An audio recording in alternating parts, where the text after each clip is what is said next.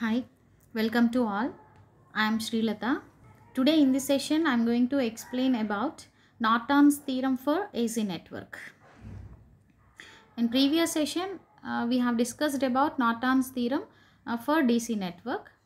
Uh, for AC network and DC network only when you compare AC and DC networks, only the difference is DC network which contains several DC sources with the combination of resistive elements, but in AC network it contains AC sources like AC voltage sources and AC current sources with the combination of all elements like resistive elements, inductive elements, capacitive elements alone or with the combination of one and the other. So let us see how to apply this Norton's theorem for AC network.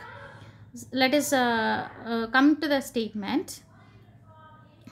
Any linear active bilateral AC network which contains several number of several number of voltage sources here, which contains some sort of impedances, several number of voltage and current sources and impedances, which can be replaced by a simple equivalent circuit which consists of Norton's current source in parallel with Norton's resistance.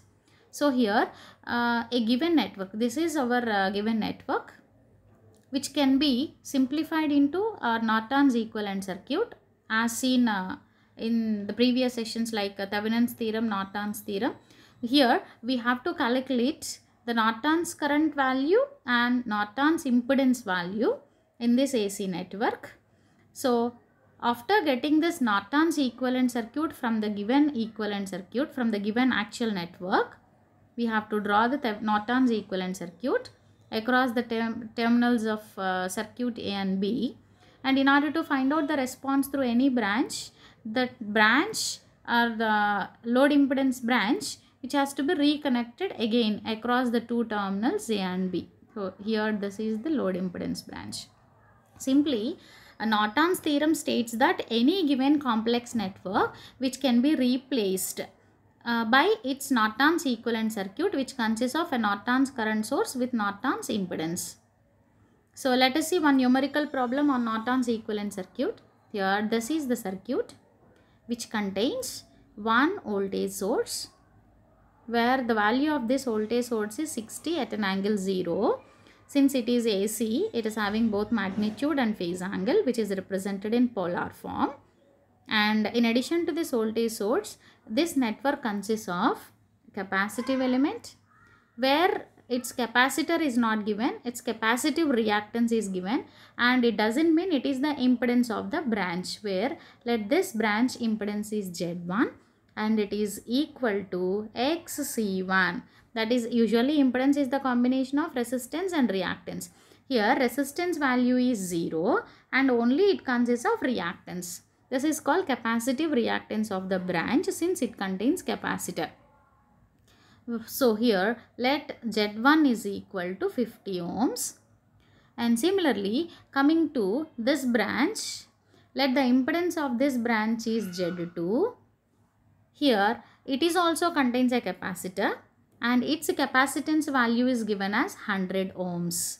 Here also resistance value is 0 and its capacitive reactance value is minus JXC2, where minus JXC2 value is 100 ohms. So this is the impedance of that branch. So like that in AC network, each and every branch whose impedance must be known, and that impedance may be combination of resistances, combination of resistor and reactances, or only reactances, whatever it is.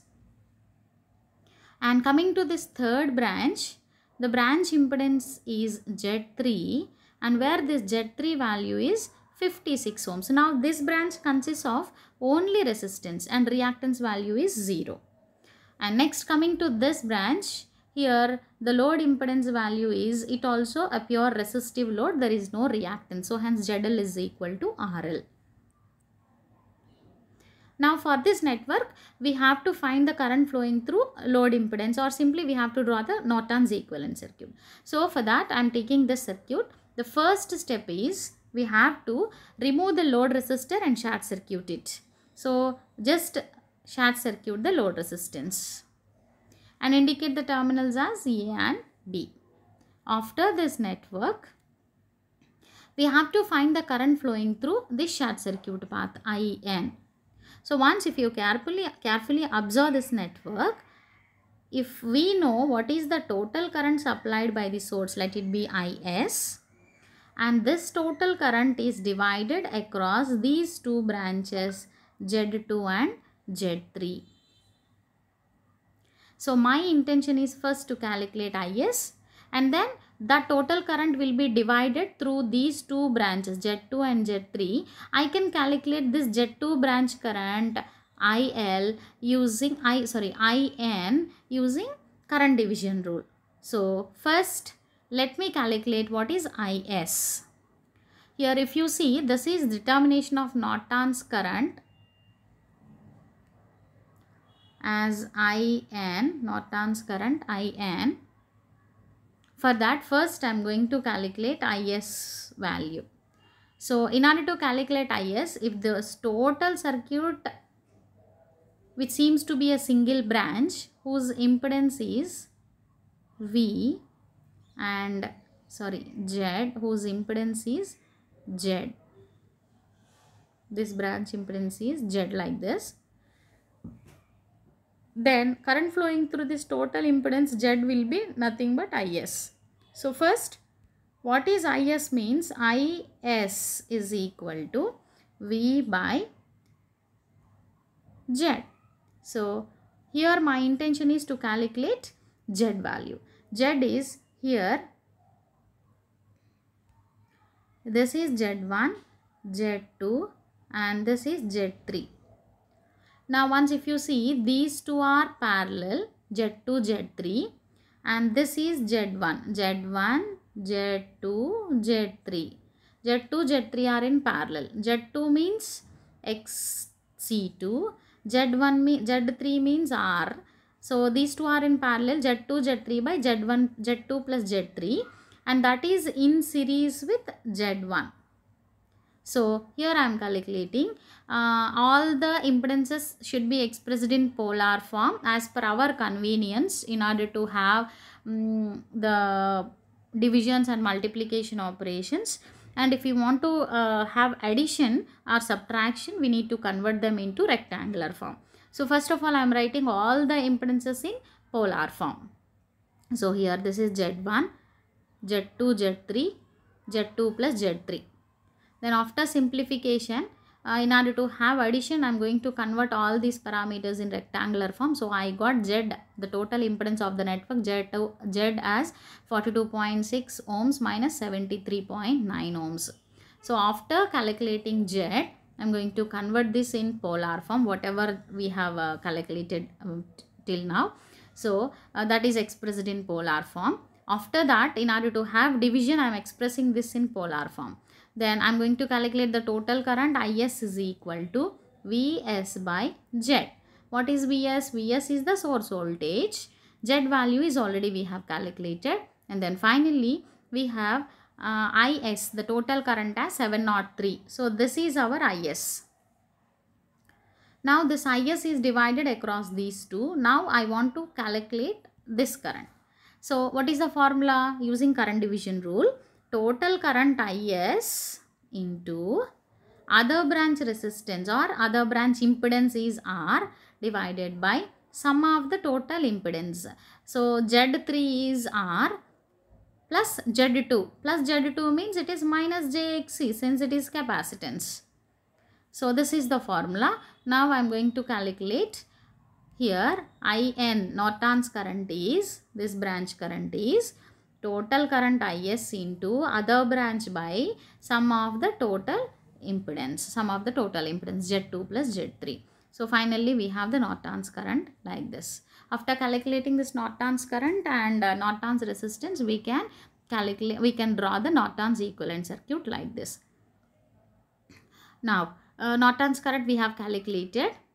Then let us see for Norton's impedance. Norton's impedance, for which we have to remove the load resistance branch. We have removed here. After removing this load resistance, we have to remove all the sources also. Here this contains a voltage source, and in order to remove this I have shattered this.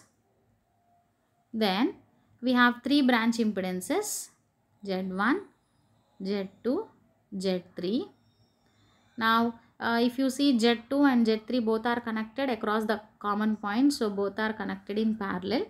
So and that combination is in series with Z2. So what is our equivalent impedance? Zn is Z1 in parallel with Z3 in series with Z2. So same, I have done the same. It is Zn is equal to Z2 plus Z1 in parallel with Z3. So all are expressed in terms of polar form, and then I have calculated Zn as 24.8 ohms minus J128. Here we are doing division, so that's why we have expressed in polar form. But here we are doing in addition and subtraction, so we have converted this into rectangular form. So all of you are familiar with the conversion of phasors from one form to another form, that is mainly from polar to rectangular and rectangular to polar.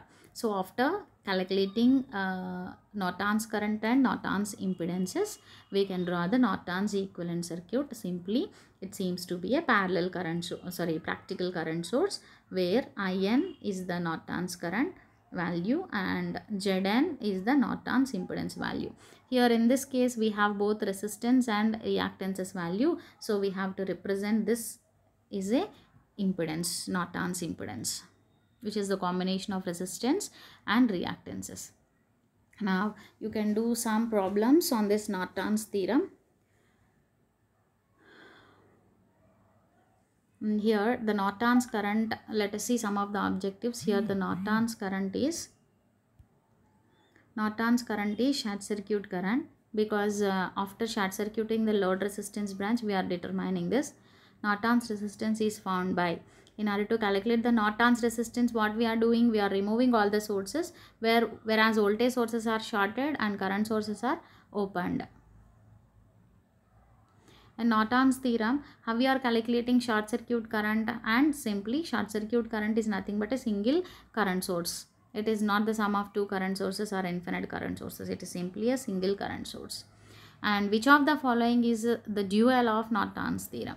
So as we have seen in the previous sessions, Thevenin's theorem is simply Thevenin's equivalent circuit is a practical voltage source with voltage in series with resistance, and according to Norton's theorem it is a Norton source in parallel with Norton's resistance, IN in parallel with RN. So according to the source transformation technique, both practical voltage source and practical current sources are analogous or equivalent. So one is the dual of the other. So Thevenin's theorem is the dual of Norton's, or Norton's is the dual of Thevenin's. So hence dual of Norton's theorem is Thevenin's theorem. And coming to this, for this network, calculate the Norton's resistance for the load resistance of 5 ohms. So for which what we have to do, in order to calculate the Norton's resistance, this branch has to be removed and voltage sources should be short circuited and current sources are open. Then across these terminals current will be flowing from A, and it is coming like this, divided across these two branches and then coming back to B terminal. So in this network, if you see, for a pure resistive network, 3 and 6 ohms are in parallel, and that is in series with 10. So 3 and 6 parallel means 3 into 6, 18, by 3 plus 6, 9, R1, R2 by R1 plus R2, plus in series with 10 ohms resistor. So we have 9, 2. So total 12 ohms is the Norton's resistance. So the answer is 12 ohms. Thank you.